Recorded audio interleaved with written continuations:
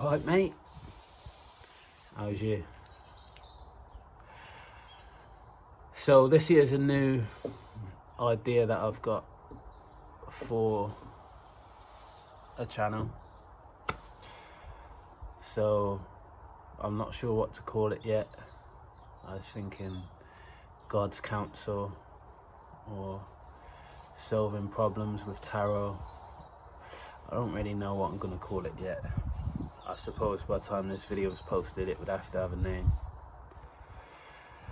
But basically the idea behind it is that I'll pull some tarot cards and ask God what he wants me to speak about, and depending on what tarot cards he sends out and what he's saying through those tarot cards, I'll then speak and give some advice and hopefully help people learn and grow, solve problems, realize things. I don't know. But anyway, I did the first pull whilst I was at home and bought just the cards that I pulled out with me. I'm out in nature right now, in a nice little spot I thought I could come to and sit comfortably, whether sunshine or rain. So here we are. So the main 5 cards that he gave me was the 8 of Cups, first of all. So it's a message about walking away. It's a message about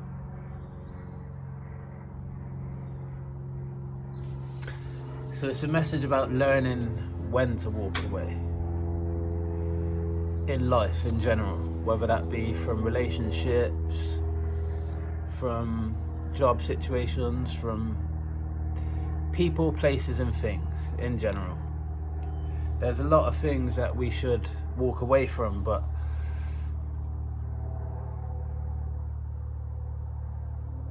the majority of people don't leave behind the things that are hindering them in life, the people, places and things that are hindering them in life.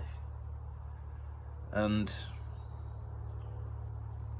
it's almost like they've got this I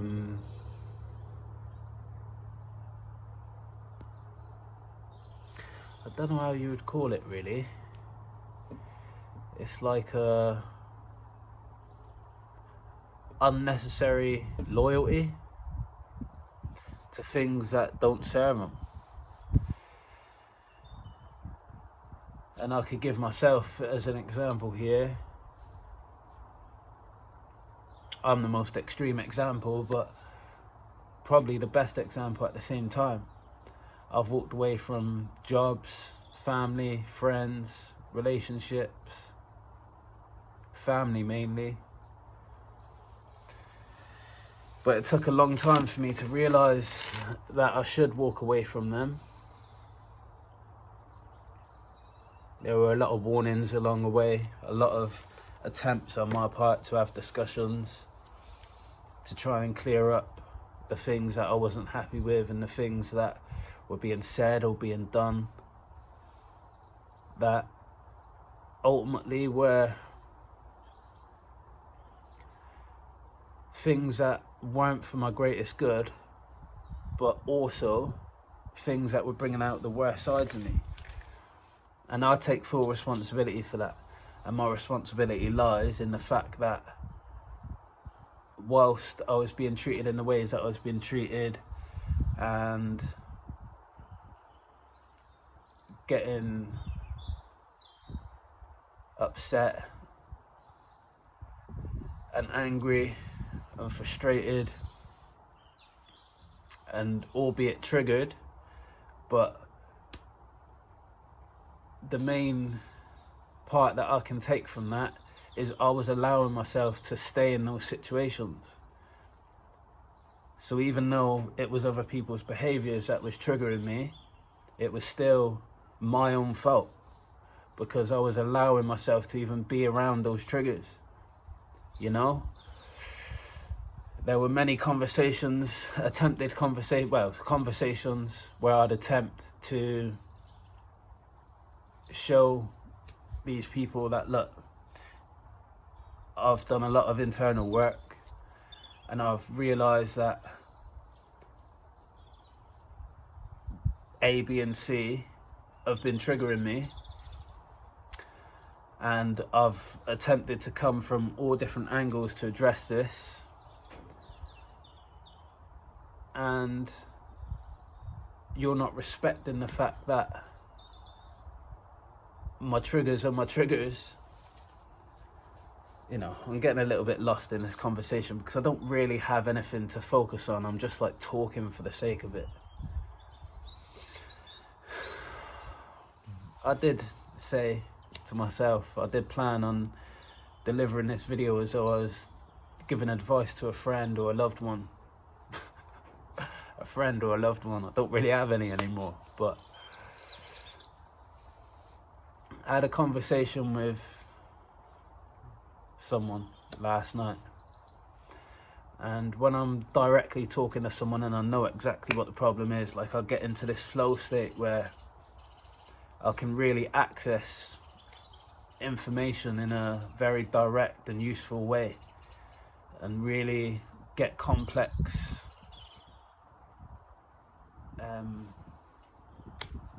ideas across to people and really break down some tough situations that are clouded, you know, and clouding people's judgment, and deliver it in a way that cuts through all the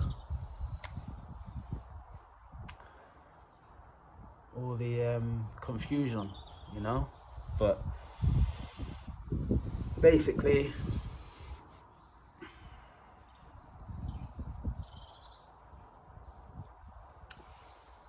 when it comes to walking away from things, it's very easy to in time, with effort and honesty and realism, it becomes easy to understand what you need to walk away from.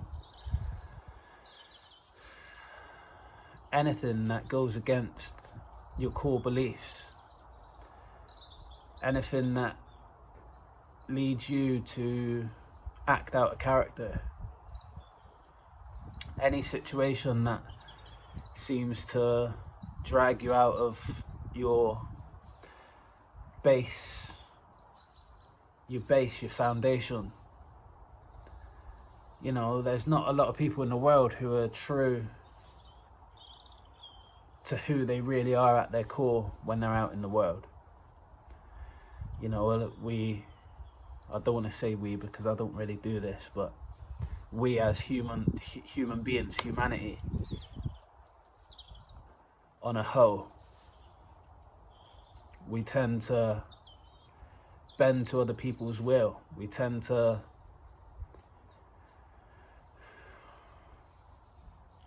really stuff down our true core in order to please those who are around us. And that's really not the way to live. That's not how we live true to ourselves as a sovereign being, which every human is.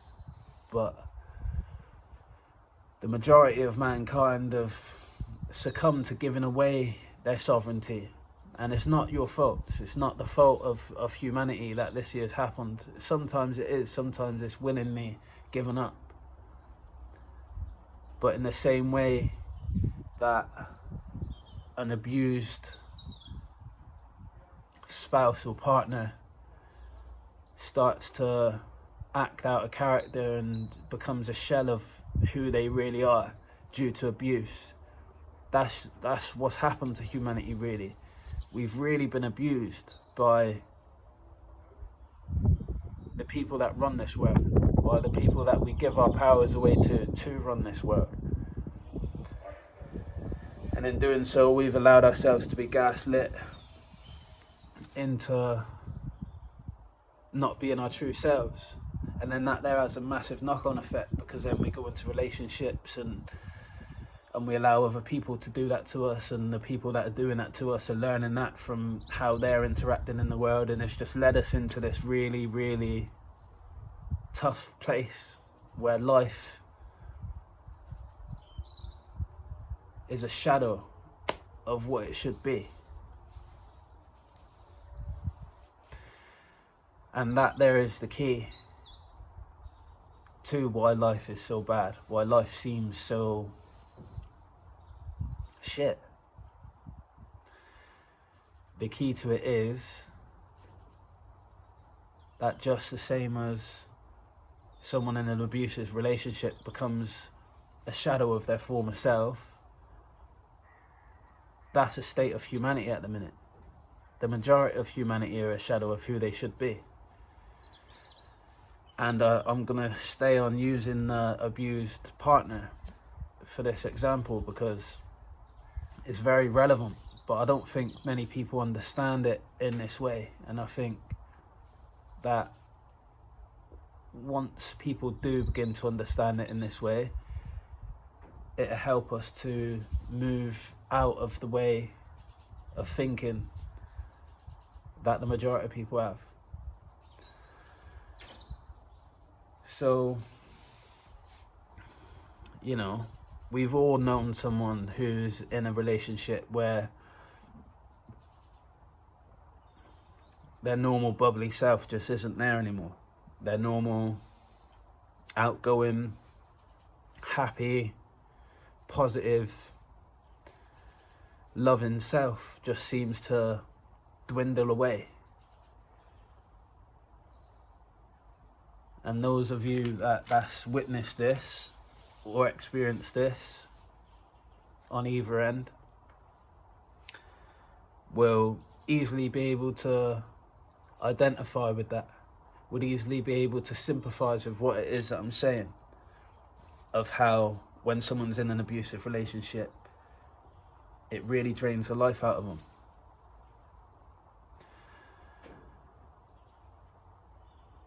Now, what God wants me to talk about here, the first card being the Eight of Cups, walking away from those things that don't serve you, walking away from those things that are emotionally not fulfilling. Whether it be someone on the outside that's abusing us, and it doesn't have to be as direct as someone that's being abused physically, and you know, a woman that's being physically assaulted every day. That isn't what abuse is in a relationship, and that's not what abuse is in life either. Sometimes it could be very psychological. Sometimes it's done in such a way that the abused don't even realize that they've been abused. And it's done in a very clever way, using gaslighting and other similar tactics. And those tactics are used to chip away slowly over time at who the person is. You know, they don't have to, like I said, physically harm you.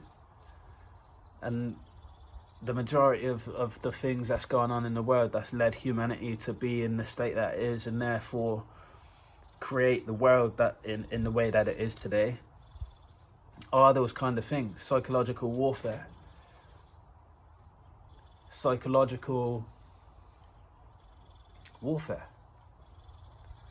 gaslighting, complete lying, taking away people's abilities to make their own decisions, taking away families' abilities to support themselves. There's a lot of things that we need to walk away from on a lot of different levels. And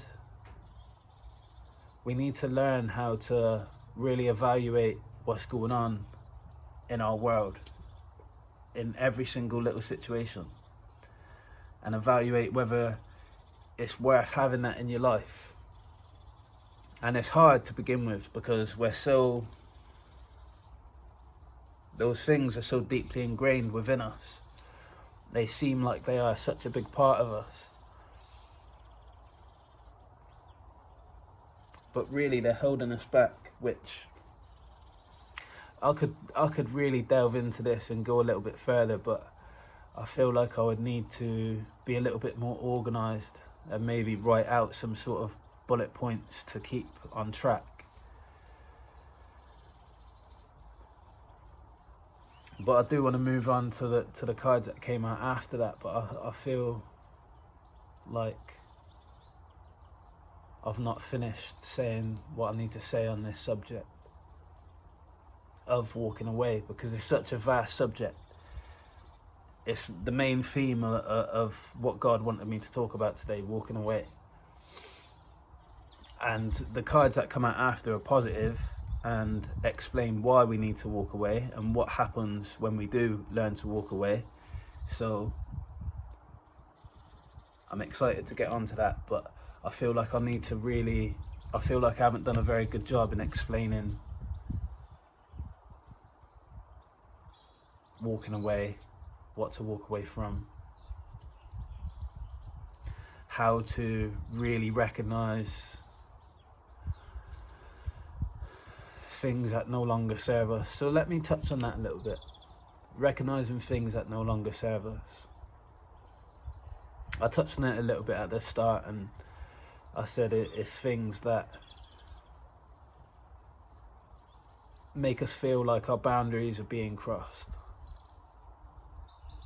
Make us feel like we have to dim our light, dim our true selves in order to accept this thing, what we're dimming our light for, whether that be people, places, things, you know, and the people could be family, friends, relationships, work colleagues. Really, the most important thing is for us to love ourselves. That is the most important thing. And in loving ourselves, we have a level of self-respect. That means that when we truly love ourselves, because a lot of people love themselves to a certain degree, but then when it comes to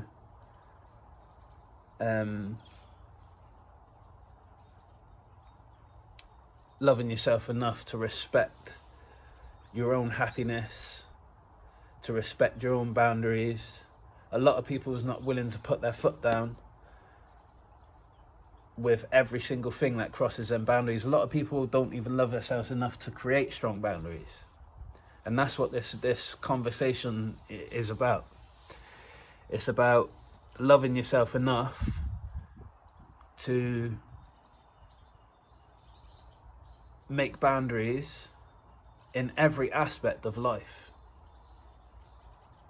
And it doesn't have to be hard. It genuinely can just be what I've spoke about here today. Anything that makes you dim your light, put a boundary there. Now that there doesn't mean that the second that, because remember, especially for people out there that's got into a habit of dimming their light throughout their life, you're not going to be able to just break out of it on day one. But what you can start to do is start putting boundaries in place. When something happens, and those boundaries have to be with yourself first. You know, you can't put the world to rights and blame everything on other people straight away. You have to first set boundaries within yourself. Right. When I'm around X, Y, and Z, you know, sit down with a bit of paper and a pen and think of every scenario that you can think of that happens in your day-to-day life where you feel like you dim your light. You feel like you act less than you actually are in order to make whatever situation it is that you're in fit. You know, it could be at work, you don't speak up for yourself, or you don't speak up for the project that you're on, or you allow certain things to be said about you or to you without speaking up for yourself, without sticking up for yourself, or you allow people to talk to you in a certain way, or you do things that are against your moral compass. You know, that's against your morals. And those are all times where you're dimming your light, you're dimming you're suffocating your true self for something that's around you. So start making the boundary with yourself that, look, I'm not going to keep doing that. The next time that Joe Bloggs says to me something a bit passive aggressive, I'm not just going to laugh along with him and really have that playing on my mind for the rest of the day, but pretend like it's okay. I'm going to speak up for myself. And that there doesn't mean that you have to like cause a scene or shout or do any of them things. It could just be a case of pulling him or her aside and saying, look, I really don't like it when you said that. You know, first and foremost, don't laugh along with them. Like, you know, this is a hypothetical situation, but and make it fit as it does within your life. But it could look like just pulling them aside. You know, could I talk to you a second? I really don't like it when you're putting me down every time that we come across each other in work. I don't appreciate these jokes. I don't appreciate the passive aggressive remarks that are being made. I don't accept being belittled by my colleagues. I don't expect to be belittled by my colleagues. I don't come into work and do that to you. Because what it ends up, you know, I'm a bit confrontational, so I would probably end up, you know, berating them a little bit. But you don't have to go down them roads. You could do it in a very polite way.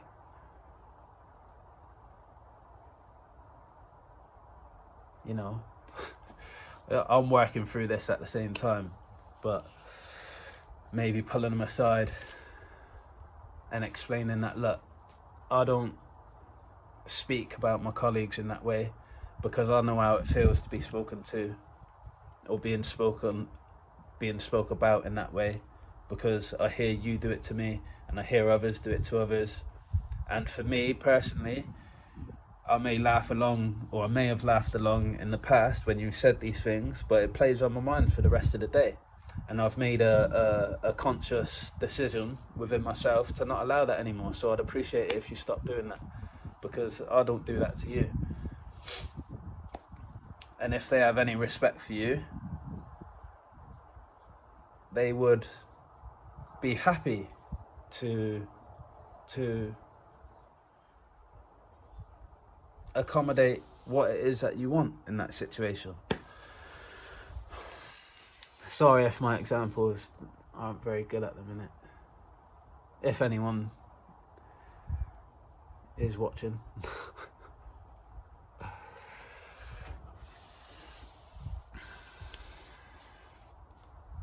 But that's just one example, you know, for people that haven't really done this or don't have any firm boundaries.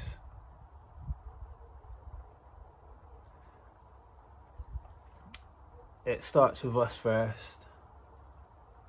We look at all the times that we allow our boundaries to be crossed. We look at all the places where we should have boundaries where we haven't got any. And we make sure that we're aware of it, and for the next few weeks, few months, however long it may take, we make sure that we start putting those boundaries in place internally. Right, I remembered that I dimmed my light for this situation, so today, before I even go into that situation that I've recognised that I dimmed my light for, I'm placing a boundary there. That when X, Y, and Z happens, and I usually dim my light, I'm going to stand up, stand tall, and express whatever it is that I want to express. Whether that be keeping quiet because you don't really agree with something that someone says, and usually you will agree just to be polite and you know, want to be nice to them. or whether that be standing up for yourself, or whether that be remaining, whatever it may be, to remain true to yourself. You know, some people would be able to do this exercise and overnight, all of a sudden they've got boundaries that they can stick to, and the way that they interact in the world from that day forth is going to be, well, you know, a lot of people that there can be for, but some people would vary in the degree that they can do that. Some people, I imagine, would be able to do the majority of the work straight away. Some people it may take weeks, months, maybe even years. We're conditioned, our minds are conditioned. Our minds are programmed that there's just a part of life. Like, a really simple example would be eating breakfast, lunch, dinner, and maybe some supper before you go to bed. Our minds are programmed and conditioned for that to such a degree that when we wake up, we're hungry. Soon as it comes lunchtime, our belly starts rumbling. Around tea time, our belly starts rumbling. The same for supper time. Like, it's so deeply ingrained with us, within our bodies, that these reactions, these internal reactions, just happen automatically. And that is because we've allowed ourselves to be programmed in that little situation. But for anybody that's stuck to fasting, or for anyone out there that's really changed their eating habits and stuck to it, or for people out there that haven't had the money to be able to eat, that have no choice but to miss certain meals here and there, and they've had to do it for a sustained amount of time, you realize that these programs can be broken. There are some people in the world that like feel like, oh, I have to have breakfast, I have to have lunch, I have to have dinner, I have to have these things, because they've never experienced the situation, either self-inflicted or financially inflicted, where they've had to break out of that program. So within their mind, they can't fathom the idea of missing lunch, missing breakfast, missing any of these things. And that right there is a good example of how our minds are programs, and how they can be broken, but the only way that these programs are broken is by wanting to break them, is by being conscious of the fact that all they are is programs, all they are is habitual actions that with a little bit of effort can be broken. So these habitual actions of allowing ourselves to act smaller than we actually are, to be dishonest with what's true to us, to present ourselves 100% true and whole to the world out of fear,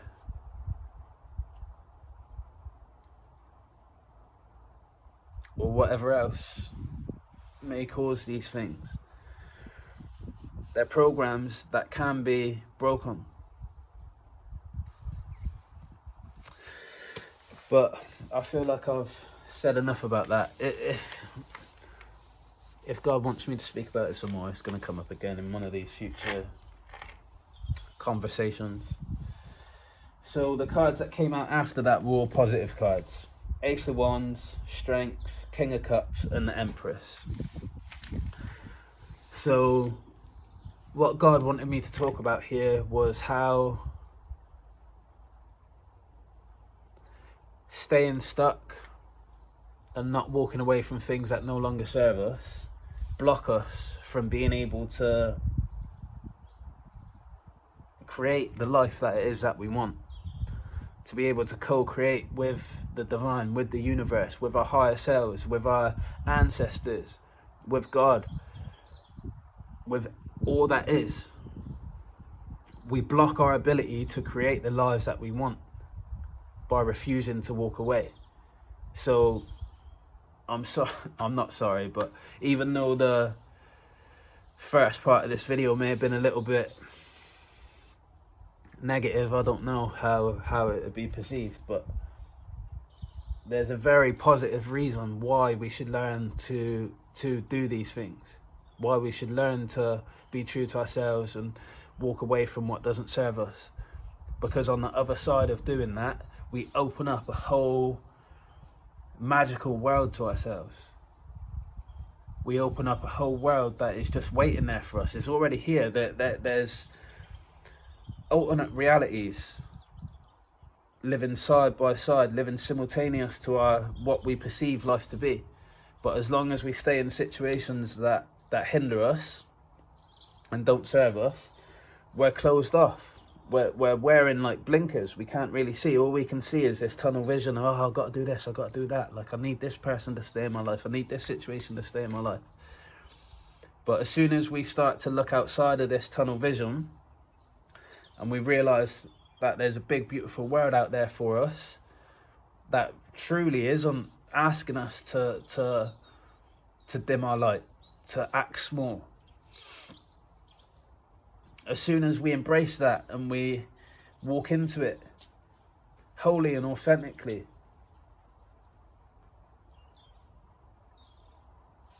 you know, the next card after the Ace of Wands, which is what I just addressed, the Ace of Wands is co-creation. It's creation of life. It's gifts from the divine. It's gifts of creation from the divine. It's co-creation with the divine. The next card is Strength, which, what I've just explained, it's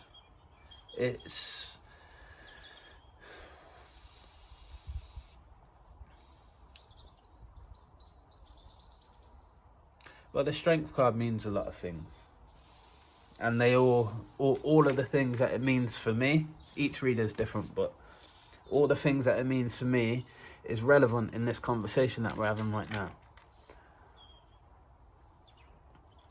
So inner strength, the ability to face the ups and downs of life, to face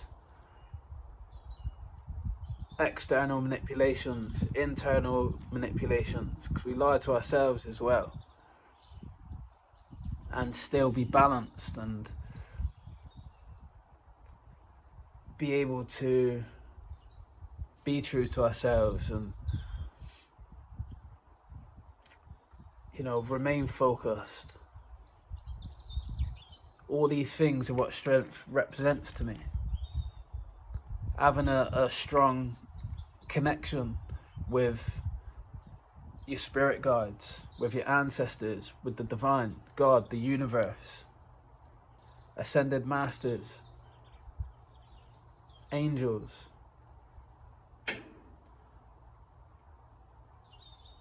All of those things are what strength are, which you open yourself up to even more when you start walking away from things that don't serve you. Another thing that strength means for me is being able to have control over the animal that you are. And walking away from things that don't serve you is one of them things. So the next card is King of Cups. So the King of Cups is emotionally balanced. The King of Cups is emotionally intelligent. And that is what it takes to one be able to recognize the things that you need to walk away from, but two, also love yourself enough to walk away from the things that don't serve you. All of these things, I hope you could hear me then. My earphones just, anyway. All of these things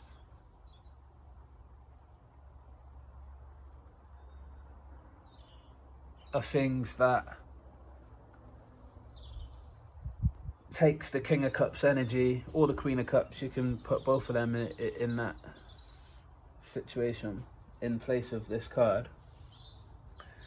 But that balance of emotions,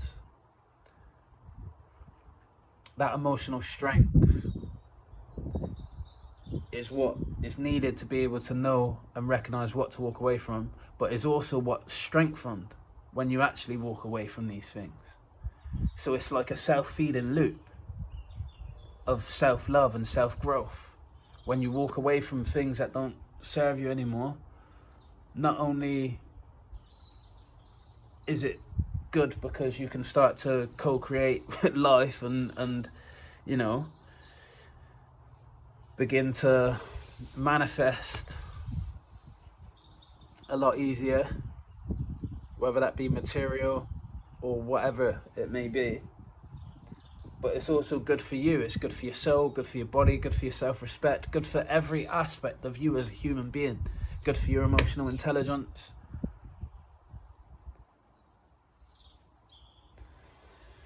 And then the last card was the Empress. Now, everything that I've just said, the Empress is the most fertile card, for me, is the most fertile card in the whole of tarot. When you get the Empress card, now in tarot, cards are just energy. There are ways to find out whether the person that's being spoken about is male or female, but we're not speaking about a person in this situation. So all of the cards are just used for that energy here. Now, males and females equally can be in the Empress energy. The Empress energy, like I said, is the most fertile energy in the deck. And it stands for all human beings have the ability to manifest, have the ability to create, have the ability to give birth to ideas, conceive an idea, work on that idea, and in bringing that idea to life, give birth to that idea. And any human being that's on that path is in their Empress energy. And that there could look in many different ways. Someone that's got very definitive manifestations that they're working on, depending on how they're deciding to manifest what it is that they're manifesting,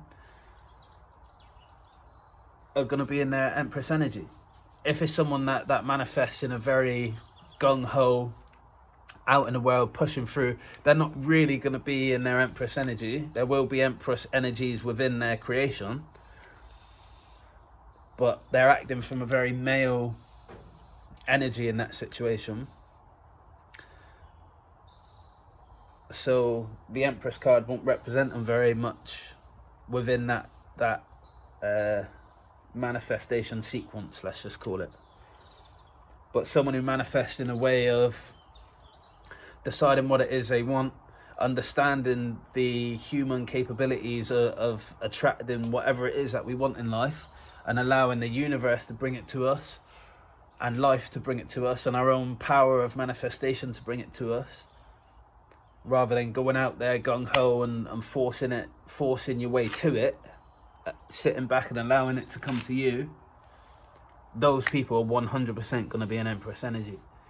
So you could have the most manly man, I'm going off topic a little bit here, but you could have the most manly man.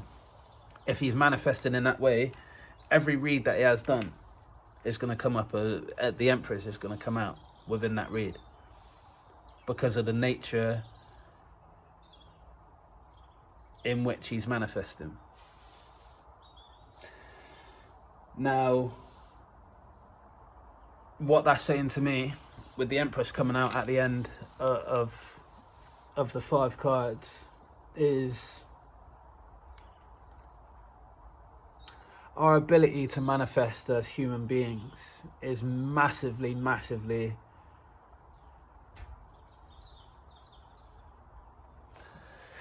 what's the word here?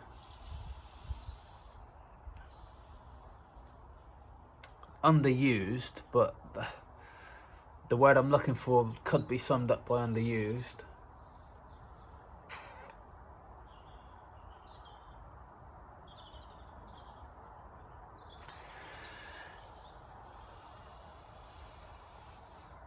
We don't, as human beings, understand it. We don't.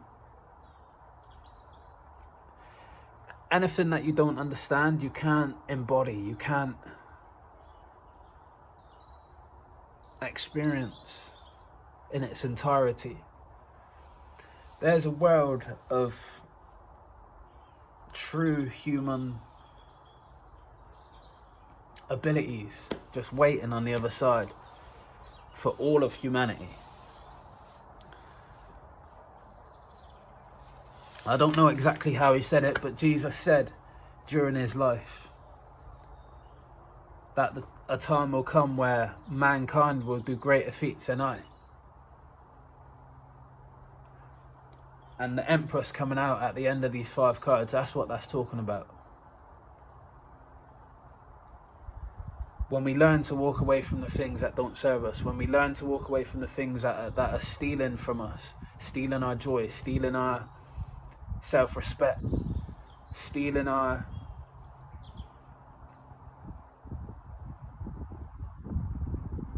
essence.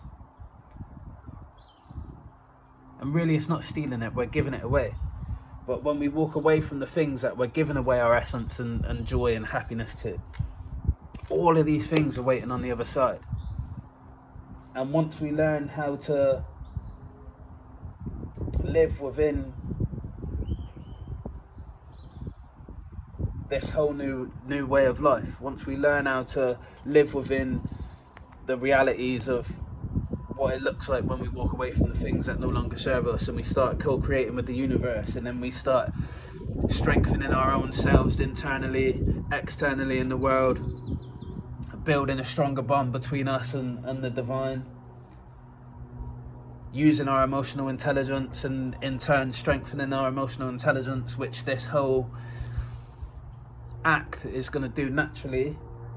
We can then learn in time, and it's going to take a lot of time, but we can definitely do it in time, learn how to be the men as in mankind, whether female or male. Learn how to be the human beings that Jesus spoke about when he said, man will go on to do greater feats than I. You know, that's what God wanted me to talk about here today. Now, there were other cards that came out on top of that,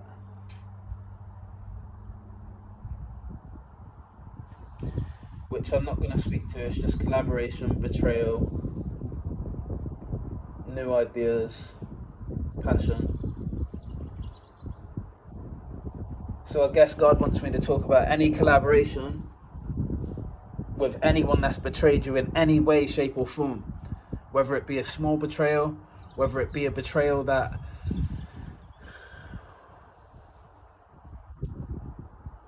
they belittled and played down. Those are the people that you need to walk away from. Whether that be family, friends, business partners, colleagues, no matter what it is. If someone betrays you, you've got to know how to speak up for yourself and let them know that you feel betrayed. Give them that chance. Let them know that you feel betrayed and you're not going to stand for being betrayed anymore. And depending on their action and what they choose to do with what you've told them, if they still show that betrayal behavior, those traits of betrayal, walk away from them. This is what God wants you to do.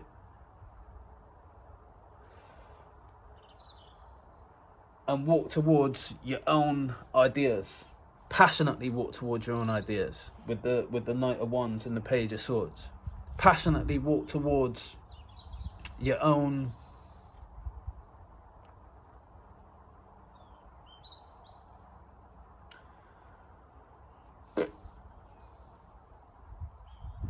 yourself.